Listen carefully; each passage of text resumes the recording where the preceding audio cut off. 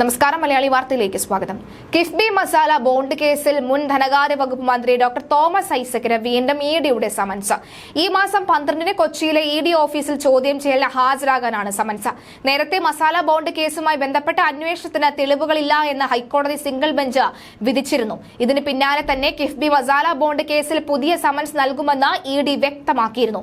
കിഫ്ബി നിയമം ലംഘിച്ചെന്നും ഇഡി പറഞ്ഞിരുന്നു. കിഫ്ബിക്കെതിരെ തെളിവുണ്ടെന്ന് ആവർത്തിക്കുന്ന നിലപാടായിരുന്നു ഹൈക്കോടതി വിധിക്ക് ശേഷവും ഇഡി സ്വീകരിച്ചിരുന്നത്. തെളിവിന്റെ അടിസ്ഥാനത്തിൽ പുതിയ സമൻസ് നൽകും. ഹൈക്കോടതി ഉത്തരവ് ലഭിച്ച ശേഷം തുടർ നടപടി സ്വീകരിക്കുമെന്നായിരുന്നു ഇഡി നേരത്തെ വ്യക്തമാക്കിയിരുന്നത്. ഇതിന്റെ അടിസ്ഥാനത്തിലാണ് മന്ത്രി തോമസ് ഐസക്കിന് ഇഡി ഇപ്പോൾ സമൻസ് അയച്ചിരിക്കുന്നത്. തെളിവുകൾ ഉണ്ടോ എന്നും ഇല്ലെങ്കിൽ അന്വേഷണം നടത്താനാവില്ല എന്നും തെളിവുകൾ ഉണ്ടെങ്കിൽ അന്വേഷണം ആകാമെന്നും ഹൈക്കോടതി നേരത്തെ വ്യക്തമാക്കിയിരുന്നു. തോമസ് ഐസക്കിന്റെയും കിഫ്ബിയുടെയും വാദം പരിഗണിച്ച് ഇഡി സമൻസ് നിലനിൽക്കില്ല എന്നും സിംഗിൾ ബെഞ്ച് ഉത്തരവിൽ വ്യക്തമാക്കിയിരുന്നു. ഇഡിക്ക് അനാവശ്യ അന്വേഷണം നടത്താനാവില്ല എന്നും കോടതി പറഞ്ഞു. ഇഡി സമൻസിനെതിരെ മുൻ ധനകാര്യമന്ത്രി തോമസ് ഐസക് നൽകിയ ഹർജിയിലായിരുന്നു ദേവൻ രാമചന്ദ്രൻ അധ്യക്ഷനായ സിംഗിൾ ബെഞ്ചിന്റെ വിധി. ഇതിന് പിന്നാലെ എല്ലാ സമൻസുകളും പിൻവലിക്കുന്നതായി ഇഡി കോടതിയിൽ അറിയിച്ചിരുന്നു.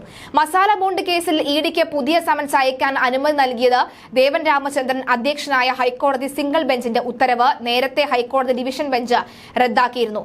ഡോക്ടർ തോമസ് ഐസക്കും കിഫ്ബിയും സമർപ്പിച്ച അപ്പീല് പരിഗണിച്ചായിരുന്നു ഡിവിഷൻ ബെഞ്ചിന്റെ നടപടി. തോമസ് ഐസക്കിനും കിഫ്ബിക്കും സമൻസ് നൽകാനാവില്ല എന്നും സിംഗിൾ ബെഞ്ച് ഉത്തരവ് നിലനിൽക്കില്ല എന്നും മതിയായ കാരണങ്ങൾ ഇല്ലാതെയാണ് ഉത്തരവെന്നും ഡിവിഷൻ ബെഞ്ച് നിരീക്ഷിച്ചിരുന്നു.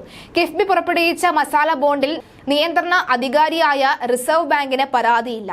അതിനാൽ അന്വേഷണം നടത്താൻ കഴിയില്ല എന്ന് നിരീക്ഷിച്ച ഇഡി നടപടികൾ ഇടക്കാല ഉത്തരവിലൂടെ single bench judge justice Viji Arun തടഞ്ഞിരുന്നു. എന്നാൽ പരിഗണനാ വിഷയം മാറിയ സാഹചര്യത്തിൽ ജസ്റ്റിസ് വിജി അരുണിന്റെ ഉത്തരവ് ജസ്റ്റിസ് ദേവൻ രാമചന്ദ്രൻ തിരുത്തുകയായിരുന്നു. ഇതിനെതിരെയായിരുന്നു തോമസ് ഐസക്കും കിഫ്ബിയും ഡിവിഷൻ ബെഞ്ചിനെ സമീപിച്ചത്. എന്നാൽ വീണ്ടും ഈ 12-ന് തോമസ് ഐസക് ഹാജരാകണമെന്നതാണ് ഇഡിയുടെ നിർദ്ദേശം.